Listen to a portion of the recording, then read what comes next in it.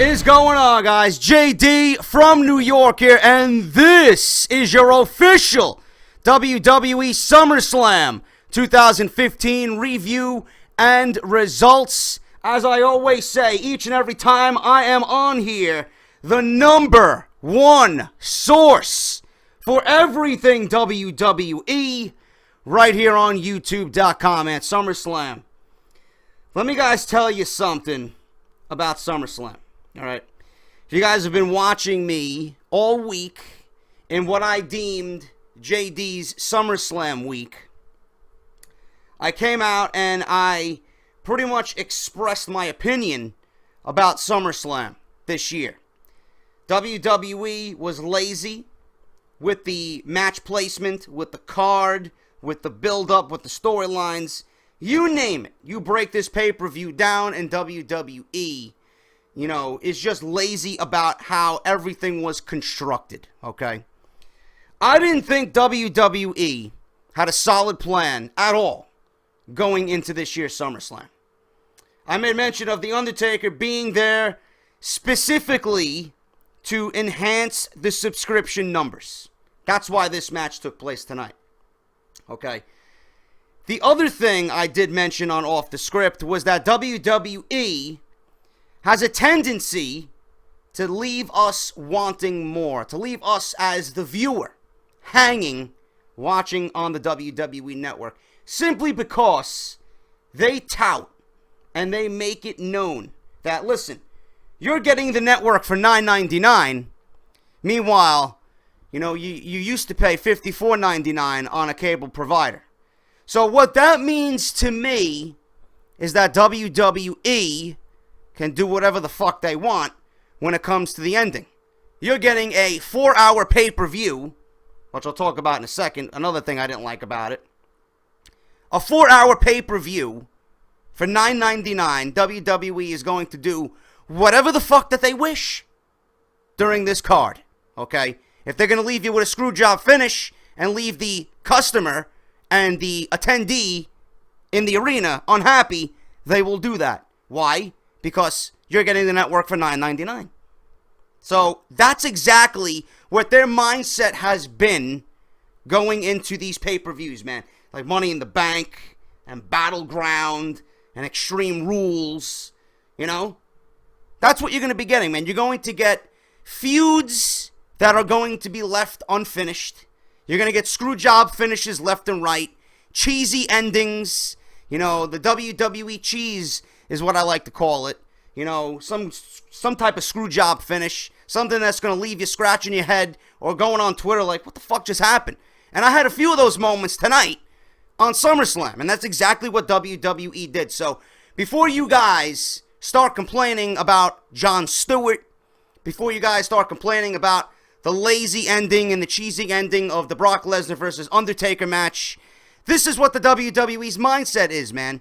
They're going to give you that cheese because you are paying $9.99 for something that you should really be paying $60 for. That's what their mindset is going into this shit, okay? 4 hours is excruciatingly long for a fucking pay-per-view. When it's WrestleMania, I don't mind it because it's WrestleMania. Everyone's fucking pumped. You got 90,000 plus in the arena. Nobody's going anywhere. You got the fucking celebrities. You got the surprise appearances. You got the fucking big-time matches. You got actual feuds that develop before WrestleMania that more than likely will conclude at WrestleMania. Or supposed to. Not happen. That don't happen in WWE modern day anymore. Everything from WrestleMania pretty much bleeds on into Extreme Rules. But that's what I feel about SummerSlam. It's 4 hours long, man. Why? It's SummerSlam.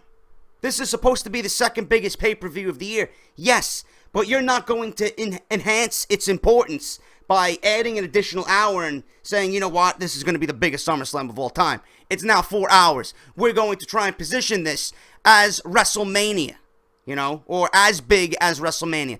Nothing should be compared to WrestleMania. The Lesnar-Undertaker match tonight shouldn't have been compared to the word WrestleMania, deemed too big for WrestleMania. And I'll talk about that when we break down the match and what I thought about it. But 4 hours is too fucking long for a SummerSlam pay-per-view. Okay? SummerSlam used to be so great. So great. You know? I've always went on record and said Bret Hart versus The Undertaker at the 1997 SummerSlam at the Izod Center. Okay, that's the night that Steve Austin broke his neck against Owen Hart. That's the night Mick Foley and Hunter Hearst Helmsley fought in the opening match in a steel cage. Okay? That was a great fucking pay-per-view. That one match is SummerSlam to me. When you think back at how great SummerSlam is, those are one of the times you think, you know what? You pinpoint these matches, you pick out these matches, and you think back to the old days and how great it used to be, SummerSlam.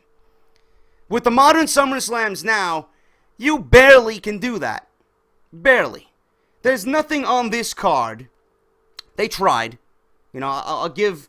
Listen, Undertaker and Lesnar tonight was great. Seth Rollins and John Cena tonight was great. WWE tried, but they tried too hard with the 4-hour pay-per-view, man. SummerSlam should be about building storylines and blowing off feuds to end the summer. You're going into the fall now. The summer's almost over. We should be starting new feuds. We should be starting new programs. We should not have anything that happened tonight bleeding on in to the next pay-per-view. That's how I would book it, okay?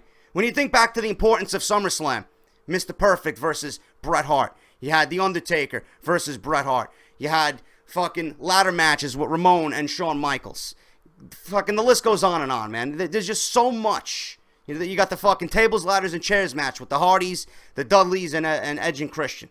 You know, the list goes on. I actually got my list of SummerSlam matches here, man. I didn't even do a video about it yet. You got John Cena versus Daniel Bryan.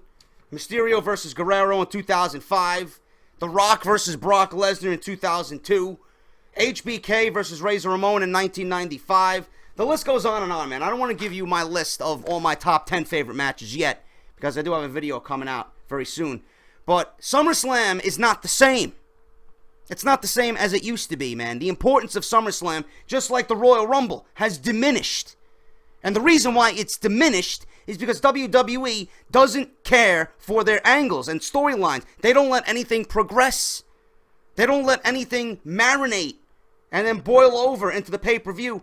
And that's what is most important to a wrestling fan, man. The storylines. We know the individuals that are in the storylines, the wrestlers themselves, they are going to deliver. Okay? I knew John Cena and Seth Rollins were going to deliver tonight. But there was no backbone to it, man. WWE, was fortunate that John Cena broke his nose. Fortunate. If they didn't have John Cena's broken nose, this match would make no sense whatsoever. This match might not have even taken place at the pay-per-view.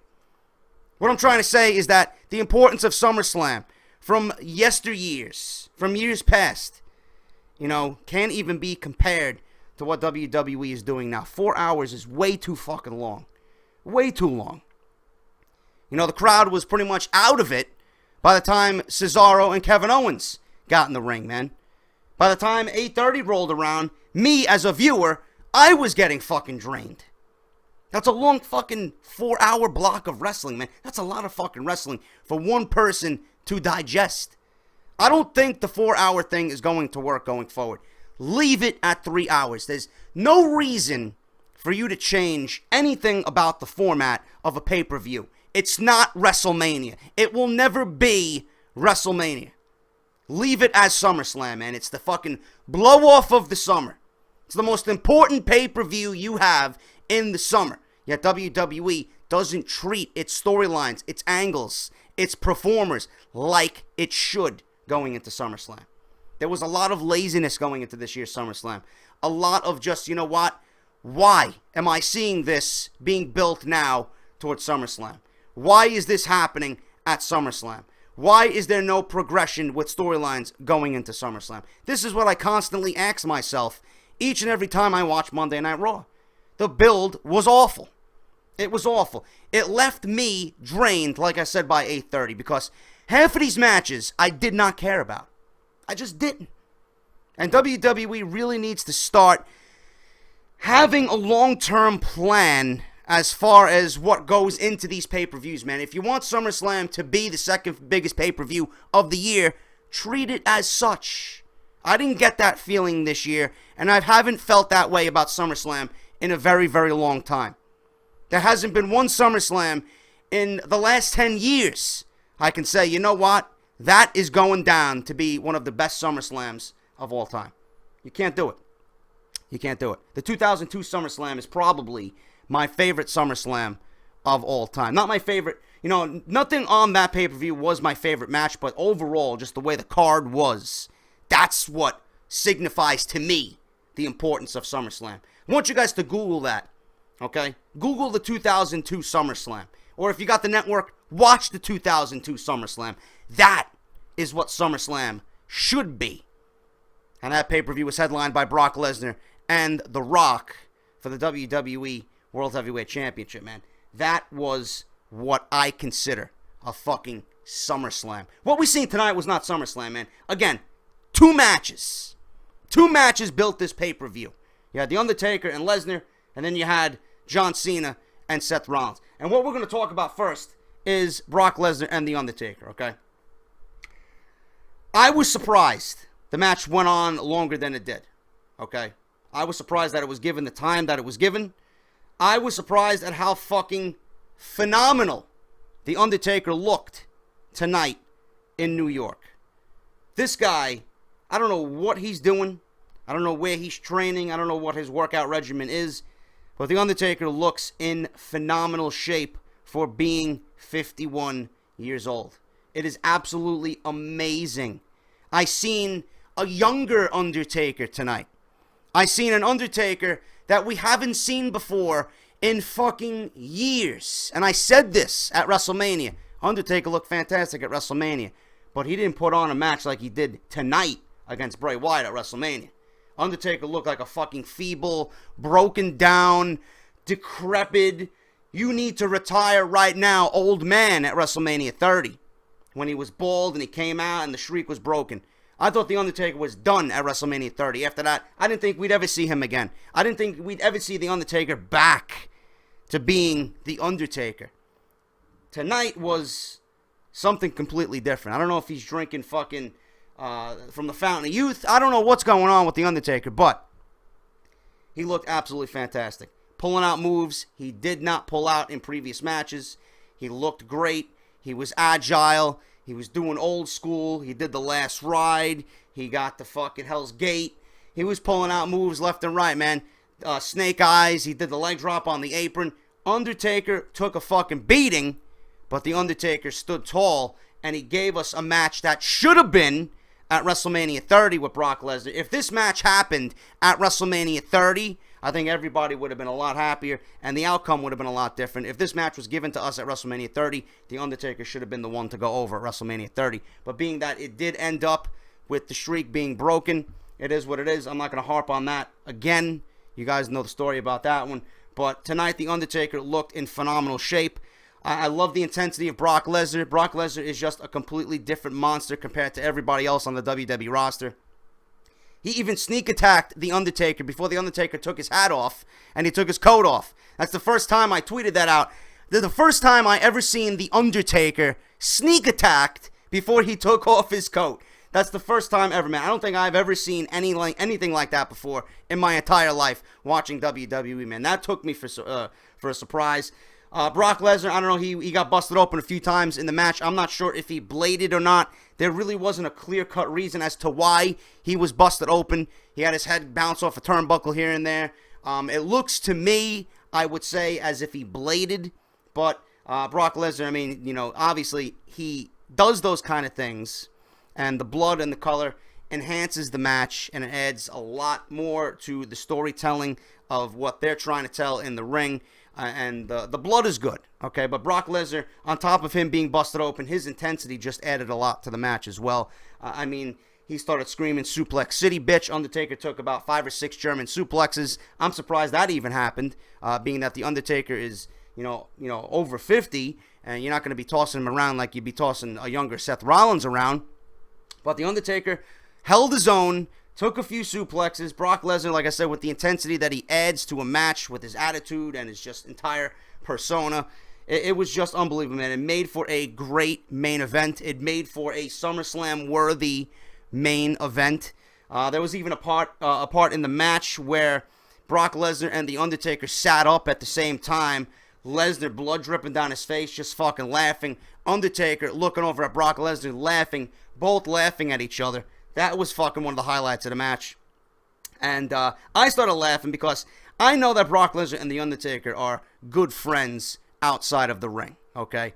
So having them do that, I'm pretty sure they're thinking to themselves, listen, this is just fucking hilarious. Let's fucking laugh at each other. It made for a really, really nice moment in the match where everybody just started, cracking up. And it was just one of those, like, overly funny moments in the match where, you didn't expect it to happen. So I really like that part of the match itself. But the overall main event of it, I'm pleased with. The ending, I did not care for, okay?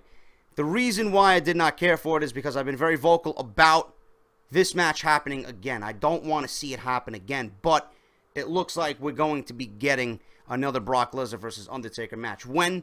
I don't know. I would much rather have this be the end of it, but with the way it ended, obviously it's not. Undertaker appeared to have tapped out to the Kimura lock, okay? Charles, whatever the fucking referee's name is, Baby Flair, Charles Robinson, I think his name was. He actually was in the wrong position to see the Undertaker tap. He was more concerned about Brock Lesnar's shoulders being on the mat for a 1-2-3 while he had the Kimura locked on the Undertaker. But he did not see the Undertaker tap out. Undertaker briefly just, went like that with his hand and tapped out. It was visible to the timekeeper, in which the timekeeper rang the bell, okay?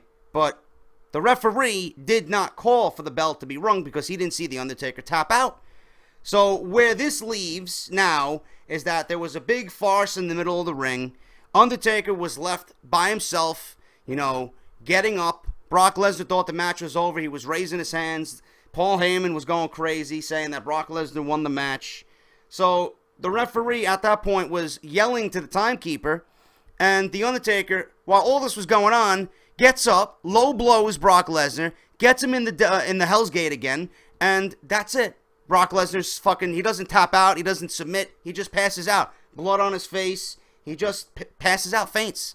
And that's the end of the match. Referee calls for the bell. Undertaker, right now, got a W in the win column and gets his revenge over Brock Lesnar for what happened at WrestleMania. But we are going to have the storyline of The Undertaker tapped, but nobody seen it. The referee didn't see it. Paul Heyman then gets on the microphone and proclaims that Brock Lesnar won the match by tap out. And I'm sure this is going to be a big storyline going into Monday Night Raw tomorrow at the Barclays Center. It's going to be hot and heavy in Brooklyn again for Monday Night Raw. I don't know what's going on, but it looks like we're going to get another Brock Lesnar Undertaker match. Whether it happens at Survivor Series, whether it happens at WrestleMania, I don't know. But it looks like we're getting another match between these two. But overall, what we've seen tonight, it was a great match. The match that should have been at WrestleMania, and I was pleased with it. WWE really needed to do something to continue this, which I think they want to have happen. So, obviously, this is going to further the drama and the storyline between Lesnar and The Undertaker, and it's going to get us to that next point.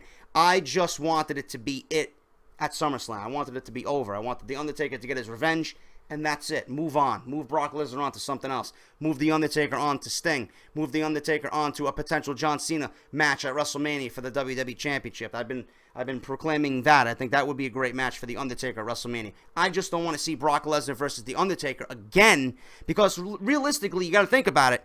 How are you going to follow this match up? This match was leagues better than what they did at WrestleMania. How are you going to follow what you did tonight at SummerSlam? How are you going to do anything differently in the next match? It's going to be a challenge, and I don't think it's really going to happen, because what they did tonight, I mean, it was an all-out fucking war. The intensity was there. Tables were broken. Blood was spilled. You seen The Undertaker put everything on the line. Brock Lesnar was just a beast in beast mode. I just don't understand how you're going to have this and take this and mimic it again and make it better than what we seen tonight. I just don't get it. I don't understand it. But that's what WWE wants to do. I would go in a different route, but it looks like we are getting not John Cena, The Undertaker versus Brock Lesnar again sometime this year, or potentially being built for WrestleMania. There's rumors going around that Monday Night Raw is going to have a big, major storyline, potentially for WrestleMania 32. I don't know what that is yet. This might be it.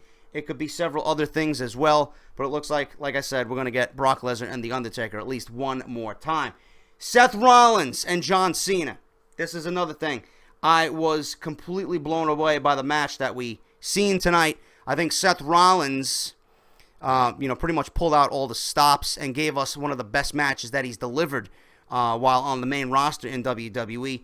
John Cena's continued work is just unbelievable, and I know you guys don't want to hear it, but you got to give the fucking man credit.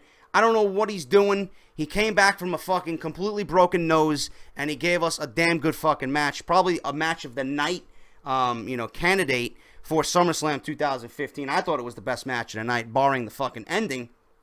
But what happened in that ring tonight, had everybody on the edge of our seat. The crowd was fucking hot for it. A lot of the energy that the crowd gave to Seth Rollins and John Cena was just given to them during that 25 minutes, man. And then kind of the rest of the pay-per-view died off after that. I mean, they were still hot, but they weren't as hot for everything else as they were for John Cena and Seth Rollins. Seth Rollins, unbelievable fucking performer, man. Took Cena to the limit. Cena, again, you got to give him credit for what he's doing, especially coming back from a broken nose. The ending, I was surprised by. Now, I picked John Cena to win this match. I didn't pick John Cena to win the WWE Championship yet, but I picked John Cena to win the match by some screw job finish, okay? Maybe Kane, maybe J&J Security, maybe Triple H. Who knows? But in the end, nobody seen it coming. Nobody could have predicted this. Jon Stewart comes down to the ring with a steel chair and teases as he's pretty much going to hit Seth Rollins, because they had a little, back and forth verbal argument going into WrestleMania. So I thought they were going to go at it now at SummerSlam in New York. And Jon Stewart was there as the host of the show. Don't know why. Waste of fucking time if you ask me. But he teased hitting Seth Rollins, but in the end, nails John Cena with a shitty chair shot to the gut. Cena falls down. He puts the steel chair on the mat. Seth Rollins is looking around like, what the fuck's going on? And he pedigrees John Cena on top of the steel chair, pins John Cena for the 1-2-3 while the referee was knocked out while all this was happening, by the way. Referee comes to as Jon Stewart leaves the ring. Damage is done. Pedigree is hit. Cena's on the mat. 1-2-3. John Cena loses. Seth Rollins is your new United States champion and now holds both the WWE and the United States Championship. Where does this go? What does WWE do from here? Are they going to have Seth Rollins hold both belts? How long is he going to hold both belts? How long is he going to hold the United States Championship? Does he forfeit it? Does he drop it? Who knows, man? Does John Cena get his revenge ultimately in a last-ditch effort? Does he get Seth Rollins to put both belts on the line in a rematch? Probably. I could see that happening, potentially.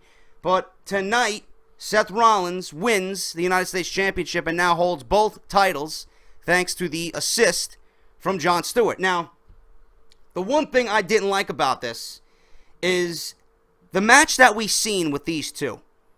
Okay? I don't understand why John Cena couldn't be pinned clean if you wanted him to lose. I think the way Seth Rollins performed in that match, I think he pretty much deserved to pin John Cena clean after what he did in that match tonight. If you're going to have John Cena lose by outside interference because of Jon Stewart, I mean, that's just the fucking lamest, cheesiest way out, to make sure John Cena isn't pinned clean. Now, Seth Rollins gave it his all, and he put on a fucking damn good match, and I think it was a performance that deserved to be, one of those instances where he pins John Cena clean with no outside interference, and you put Seth Rollins over. For fucking Christ's sake, he's the WWE champion. You booked him fucking like a pussy for the last 6 months. All that could have been wiped away with a pin over John Cena at SummerSlam. Why didn't WWE do it? Why do they constantly protect John Cena in these instances? Why do you have Jon Stewart come down and play a vital fucking role in a match That's one of your main events at SummerSlam for a fucking world title. I don't understand who came up with that booking decision, man. And this is why I said this weekend, and I'll say it again right now to you guys in my review, this is why NXT TakeOver was fucking by far and away the better of the two pay-per-views this weekend, man. I would take Bayley and Sasha Banks over anything that happened on this pay-per-view tonight. Even Finn Balor and Kevin Owens, man, great fucking match. Though I thought the women did it better. Still, what we seen at NXT TakeOver was much more enjoyable than what we seen at SummerSlam, man. Just because of the shit with Jon Stewart. I just don't understand it. Why John Cena couldn't have been pinned clean. Why you couldn't have given Seth Rollins a clean victory over John Cena. Why Jon Stewart? I don't understand. Like, Seth Rollins didn't deserve to fucking pin Cena clean and win clean after what he did in that match tonight. I don't understand it. I know you guys are frustrated. I'm trying to fucking let that sink in myself. But we're going to see this again. Like I knew we would. We're going to see this transpire into the next pay-per-view. Obviously, this is going to be booked again at Night of Champions. And I think this will be booked again from Night of Champions going on into October. Into Hell in a Cell, man. I predicted it, and I think that is really what's going to happen. I think in the end of this all, I think John Cena is going to overcome everything and win both the United States Championship and the WWE Championship and be that 16-time champion that he's been talking about. And then it could be interesting from there on out. I don't know what WWE does there. Do they get Ric Flair involved? Do they build a big angle with that? I don't know, man. You got a lot of different ways to go about it, a lot of creative ways they could go about it, but I don't think WWE is going to do the right thing here and build Seth Rollins up as a credible champion. I think they're going to remain him or have him remain a cowardly champion. All this could have been wiped away and washed away if they just had him pin John Cena clean, man. Everything that they did wrong with Seth Rollins could have been wiped away, and he could have been looked at like, you know what, look at this guy. He just pinned John Cena clean at SummerSlam and won both titles. Seth Rollins is a fucking monster and definitely deserves all the accolades given to him. But it is what it is, man. WWE logic, I just don't get it. Let me know what you guys think about that one as well. That's the one thing that fucking irked the shit out of me tonight on the WWE Network when it came to SummerSlam 2015. The rest of the card, guys, we're going to go over it very quickly. Randy Orton and Sheamus, really nothing special there. If you've seen one Randy Orton match, if you've seen one Sheamus match, you've seen them all. It actually opened the show. I knew Sheamus was going to win tonight because Randy Orton got the win last month in St. Louis at Battleground. Sheamus gets the win with not one but two bro kicks. And this match actually opened the pay-per-view. I thought Sheamus could potentially, being that he was opening the card, cash in his Money in the Bank tonight. We did not see any signs of that whatsoever. Sheamus gets the victory over Randy Orton in a very, very good match. But it really wasn't anything that's going to fucking tear the house down. Los Matadores, Lucha Dragons, New Day, and the Primetime Players. Fatal 4-Way for the Tag Team Championship. I read and I reported on Off The Script that this match was probably going to be moved to the pre-show. That did not happen. I am not a fan of Fatal 4-Ways. I wasn't a fan of all the multi-man matches on SummerSlam to begin with. Again, that goes back to what I said in the opening of WWE Creative being very lazy, and it's being lazy with the tag team division, man. I said this once, and I'll say it again to you guys. If you're new, you guys are going to be hearing this for the first time. I don't like Fatal 4-Way tag team matches, especially for a tag team championship. I would have much rather had one team, the Primetime Players being the champions, go against the New Day and have them be the challengers, and it would give us a more, I'd say, a more of a match that we could invest our time and interest in. You can't invest your time and interest in 8 guys who do nothing but fucking big spots, and it's a spot fest, and those spot fests turn into botches after fuck-ups after fuck-ups, man. And that's all this match was. Now, granted, there was some decent moments in the match. Big E is a fucking beast flying through the ropes. Kalisto, I love his offense as a part of the Lucha Dragons. I'm not a big Primetime Players guy. I'm not a big Los Matadores fan. I am a big supporter of the New Day. I love their act. I think they're coming into their own, and I think they're going to be very, very big as far as tag teams go, man. They actually regained the tag team championship tonight, and I like that decision. I really wasn't digging the Primetime Players as the champions. They really weren't doing anything to solidify those tag team belts as being important. I think the New Day actually do a better job at that. I prefer them to have the championship. New Day, like I said, coming into their own. I love the act. I love Kofi Kingston. He just seems to be enjoying himself now, whereas when he was a singles competitor, you seen that he was just kind of frustrated and they weren't doing anything with him. They found a nice role for Kofi, and I'm happy for him, and he's doing a great job in the New Day. Xavier Woods, same thing. You know, he was coming out with fucking the Funkadactyls, and they had fucking absolutely no direction for Xavier Woods. Now he's a completely different guy. Great role for him as well as the mouthpiece and pretty much the sarcastic prick in the New Day. And Big E, man, you gotta love Big E with the opening. Feel the power by Big E, man. I love the fucking opening to the New Day. He's coming into his own, man, and I think Big E is a great mouthpiece and a big part of what makes the New Day special. So I'm glad, like I said, that they won the tag team championships. Now, I really wish that they would push the tag teams in general, man. You got the Usos coming back. You know, Eric Rowan and Luke Harper, I really enjoy their work as a tag team. You got them. You got the Ascension. You got the Lucha Dragons. You got the New Day. You got the Primetime Players. You got a lot of tag teams that you can build a tag team division around and make it competitive. I just don't like these Fatal 4-Way matches when we've seen bits and pieces of this on Monday Night Raw. And now we're getting it again at the pay-per-view in a big spot fest and a big botch fest, and it doesn't do anything for the individual teams to get over, man. You can't develop an identity. You can't connect with the audience if you're doing nothing but spots and big moves and fucking, setting up something big to happen in the match, man. There's no identity. You're not going to get over as a performer and as a team if you're going to be put in these types of matches. That's why I wish it was just one team, the champions going against one team, the challengers. I just think the WWE was just very lazy in how they handled a lot of this card. A lot of multi-man matches, a lot of tag team matches, triple threat matches, 3-team elimination matches with the Divas, man. It's just fucking ridiculous. A lot of lazy booking this year on WWE's part at SummerSlam, but the New Day recaptures the tag team championships. Glad to hear it. Glad to see it. They defeated Los Matadores, Lucha Dragons, and the Primetime Players in the Fatal 4-Way Tag Team Championship. Dolph Ziggler versus Rusev, man, absolutely. Crowd was dead. The crowd was dead, and that goes to show you the angle and the storyline is not getting over, man. Nobody gives a shit. I said it on Twitter. Nobody gives a shit. I hope. Well, I don't think we're gonna get this to be over anytime soon. It looks like they're going to bleed this on into the next pay-per-view. By the way, the match ended tonight, but the crowd was fucking dead tonight as far as Ziggler and Rusev go, man.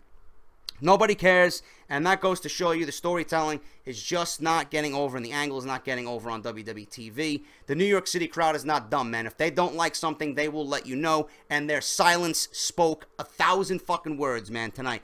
Unfucking believable. Nobody cared about it. Ziggler-Rusev was a complete fucking wash. Match wasn't even that good. Nobody cared about it. And at one instance, I actually fell asleep for 5 minutes during the match because that's how much I really did not care about what happened between Ziggler and Rusev. Stephen Amell and Neville versus Stardust and King Barrett. Nothing special. Amell looked pretty decent. But in the end, Neville hits the red arrow, and that's all people wanted to see. And like I said, in the end, nobody gives a shit. Amell looked decent. He pulled off some decent moves. He's a great athlete. He looked decent in the ring, being a fucking Hollywood actor and not knowing what he was doing in the ring, being in there for the first time. But that's all I could say, man. He looked decent, but nobody gave a fuck about what happened in that match. Neville and Amell, obviously you knew they were going into this, going to be winning, and that's exactly what happened. Amell and Neville get the victory over Stardust and King Barrett. Bray Wyatt and Luke Harper versus Roman Reigns and Dean Ambrose. Really short match between these two teams, man. I reported that Dean Ambrose was rumored to turn heel. Nothing like that was even hinted at tonight. Roman Reigns and Dean Ambrose do get the victory in convincing fashion over Bray Wyatt and Luke Harper. I think this will continue on into Night of Champions as well. And like I said, they could have given them another 5 to 8 minutes, and they could have given us something a little bit more, but they had to waste 11 minutes on the opening segment with fucking Mick Foley and Jon Stewart, which could have been given to guys like this that I actually wanted to see and actually care about. I want to see this feud develop. I want to see these guys, again, go at it in an all-out war because I love the physicality of Bray Wyatt. I love the physicality of Roman Reigns and Dean Ambrose, and I just love the way all four of these guys gel and mixing up in the ring. But in the end, Roman Reigns and Dean Ambrose get the win over Bray Wyatt and Luke Harper. This is not the end. I'm going to be interested to see how Bray Wyatt and Luke Harper handle this and get get their revenge on Roman Reigns and Dean Ambrose? Do they hire another member? Do they get another member for the Wyatt family? Maybe we get Eric Rowan coming back. Maybe we get Bo Dallas. Maybe we get Adam Rose as Leo Kruger. We don't know, man. There's a lot of things WWE can do, but I'm going to be interested to see how Bray Wyatt handles this now with Luke Harper in getting some revenge on Roman Reigns and Dean Ambrose for what happened tonight at SummerSlam. Reigns and Ambrose get the victory over the Wyatt family. Team Bad versus Team Bella versus PCB. Nothing that happened here tonight was even going to come close to what Sasha Banks and Bayley did at NXT TakeOver Brooklyn. I thought it was going to be an elimination match in which all members of each team had to be eliminated, but needless to say, you pin one woman, your entire team is eliminated. So Tamina got eliminated from Team Bad, so that means we didn't see Team Bad for the rest of the night. They were in and out relatively quickly. Team Bella and Team PCB. Team PCB won tonight in the Elimination Divas match, and the Divas Revolution is on its way to getting better and better each and every week on WWE TV. I really wish they would stop saying Divas Revolution. If you want a fucking revolution, please go watch Bayley versus Sasha Banks at NXT TakeOver Brooklyn. It is the best women's match you will see this generation, so make sure you go out and watch that.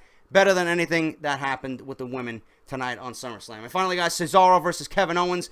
I thought this match was going to steal the show. I thought this was going to realistically be the highlight of the show tonight.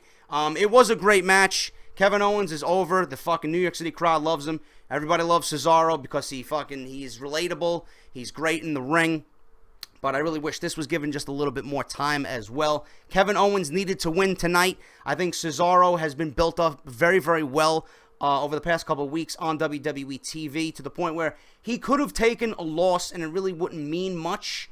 But Kevin Owens has been struggling. He lost to Finn Balor at NXT TakeOver. He didn't win the title. So going into SummerSlam, you didn't want to have him lose again because you want to have him at least maintain some kind of momentum. So going into this, Kevin Owens needed to win. That's exactly what he did. Kevin Owens beats Cesaro tonight in a very, very good match. Not the match of the night that I thought it was going to be, but still, regardless, it was a great match. Kevin Owens defeats Cesaro tonight at SummerSlam in Brooklyn, New York. And then the Intercontinental Championship match.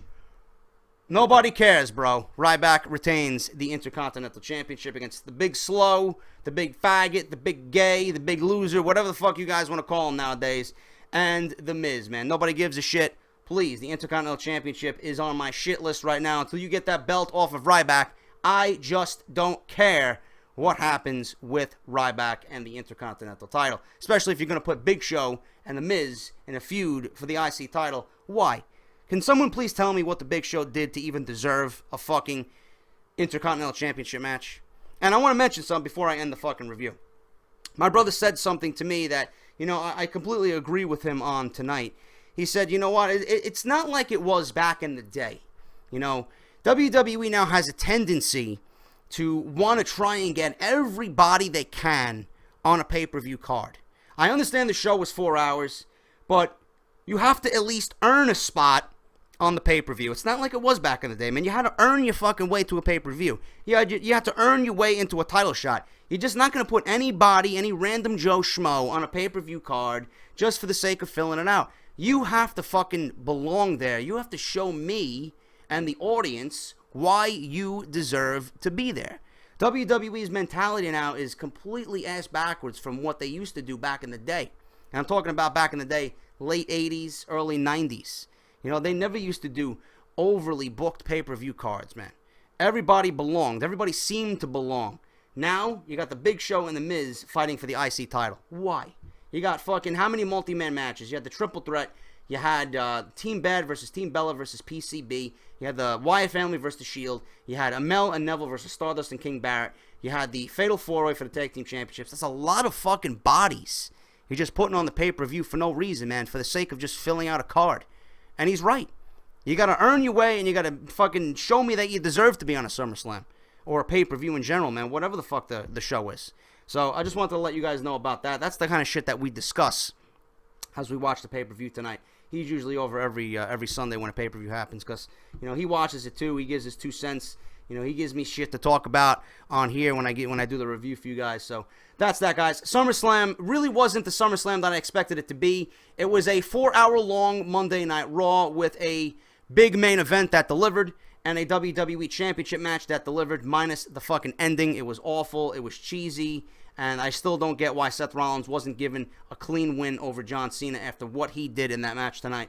It's going to be interesting to see Monday Night Raw tomorrow and how they progress all these storylines. If it was up to me, I still think the WWE is going to go into Night of Champions, pretty much booking SummerSlam rematches. And again, that just reeks of laziness for the WWE. But out of 10, what I would give SummerSlam, I would give it a 4 out of 10, and that's being generous, man. A lot of that has to do with the Undertaker Brock Lesnar match. That was the highlight of the show for me, as well as John Cena and Seth Rollins. Those matches delivered. I enjoyed Bray Wyatt and Luke Harper versus Roman Reigns and Dean Ambrose. Other than that, really wasn't all that special. It's a complete miss. It was a wash. If you guys want to go back and watch it, those 3 matches that I mentioned, as well as Cesaro versus Kevin Owens, are worth watching. But overall, SummerSlam just did not deliver this year for the WWE.